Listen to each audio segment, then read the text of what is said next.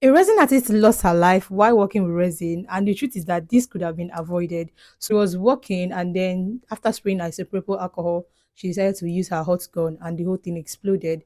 But that's not all. Let's just boil down to the reason why these things happen.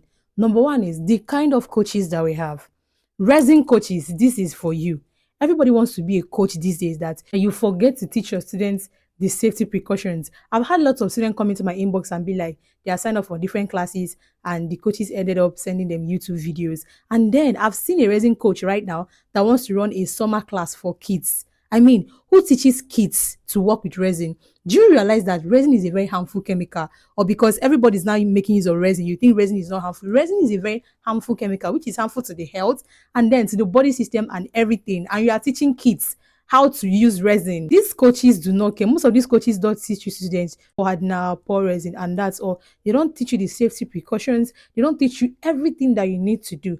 The second thing that it boils down to the students. Yes, most of you students, once you pay for a class, maybe the coach has done their best by detailing everything you need to know. But once you pay for a class, you don't even go through the theory aspect. You don't even go to the safety precaution. You run to the video of mix and pour, and that's just it. You forget that you are working with a chemical. The third part is that a lot of you love cheap classes. Yes, I said it, cheap classes. I've seen a lot of students come into my inbox and be like, oh, they pay for so class, and then the coach ended up sending them a YouTube video. And then when I asked them, how much did you pay? I paid 3,000, I paid 2,000, I paid 4,000. So now, do you expect when you pay somebody 3,000 or 4,000 naira, you expect them to sit down, make a detailed video, up to 20 videos on the things you need to know about resin? Of course, they will send you 2 videos to you. Or some might even just make one video and then you just mix and pour and your resin is ready.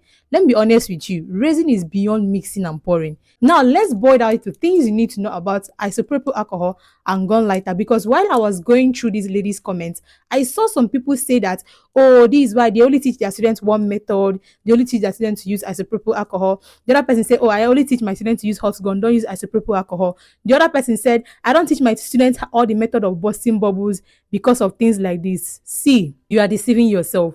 Do you realize that when you don't teach your students all the method, there are lots of people on this TikTok that are giving unsolicited advice? Now, your student will come on TikTok and see other means on how to bust bubbles. They will take that method. So it is left for you as a resin coach to explain to your student those methods you need to use in terms of getting rid of bubbles in your resin craft. This is the things that could have resulted to that lady getting being burnt and the rest of them.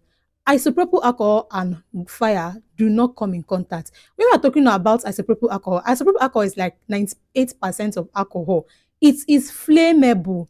Yes, I always tell my students, do not use isopropyl alcohol and heat gun at the same time. Once you spray isopropyl alcohol on your resin, even if you use heat gun, it catches fire. That is how dangerous it is. So you either use isopropyl alcohol for your resin crafts or you use heat gun. Or if you're going to use the both, the first thing you have to do is to use a hot gun first before isopropyl alcohol.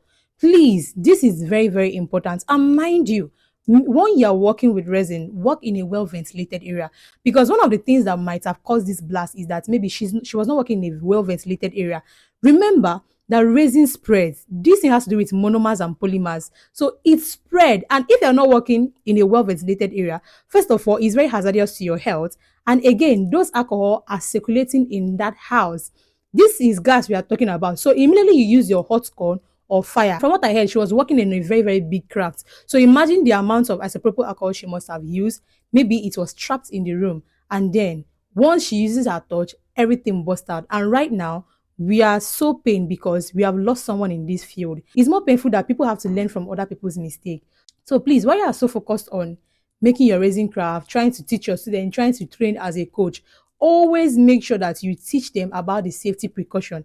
And as a resin artist, please, safety first. Safety is the first thing you need to consider anytime you are working with resin. Work in a well-ventilated area. Do not use isopropyl alcohol and hot gun at the same time. May the soul of the lady that lost her life rest in perfect peace. Amen.